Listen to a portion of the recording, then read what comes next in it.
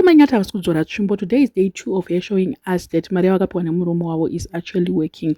Zvamuri kuona izvi ndo zvacho zvakapfekwa nhasi, mazamu ese ari panze kudai. So I think this is Gilbert's idea. I don't think kuti Mainyati vari vega vangafunge idea yekufumuka kudai, so kubuda mazamu ese ari panze. Andione Mainyati vari that kind of a person, but anyway munhu haarambirwi.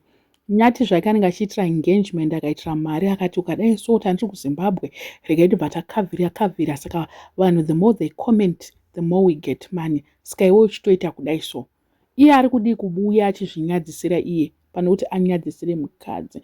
Hameno dressing yacho muri kuionawo sei? Ndo mari yacho here iri kushanda apa kana kuti sisi vari kungomhanya zvavo kumarana vachingonotenga tumadress tusina kana basa rese, because Mainyati vari kutukwa singatomboite problem. I think kuti yakatangira pakutiudza kuti Maria iyi yakushanda. Dai akangoposta zvake akanyarara zvake achingoisa mapictures taizongoti kasi Maria iya, kasi ndo Maria iri kushandiswa, but ivo vakatotiudza kuti hanzi Maria iyi yakushanda. Manje mari yacho kana ichishanda zvinhu zvema 120 zvinozoita seiko avedu ameno. Pana vari kuti aiwa Joy pamwe akasiyira vabereki vake since akaona kuti havasi kupiwa mari anogona iye akaita progress kumusha kwavo. Amen, we are not so sure about that kuti chii chakaitika pamari yacho iyoyo.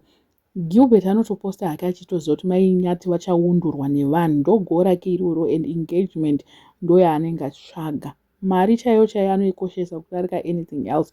Ozotanga kuuya futi achiti stop bullying Mainyati, mukadzi wangu yeye ndomuda please musamutuke. Apedza zvake kushandisa Mainyati ndo zvaanenge akutaura. Manje taakumuziya kakoneke tsamba rapfuta taakunyatsokaziya zvekutodaro.